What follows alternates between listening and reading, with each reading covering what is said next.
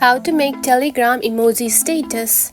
To create an emoji status on Telegram, you can easily do this using Telegram's built-in features. So let's get started.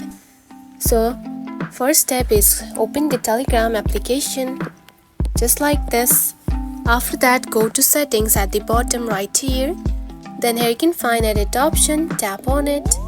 Then here you can find your name, tap on it. Now simply add the emoji before or after your name, just like this, and simply tap on to done. Now you can see the emoji status has been added, and next thing you can do is add emoji status in bio. Now tap on to my profile right here, then tap on to edit right here. Then here you can find bio right here, simply tap on it and simply add your emoji status just like this and tap on to done. And now you can see it is updated. And that's it. This is how you can make Telegram emoji status. If you found this video helpful, don't forget to like and subscribe for more tips.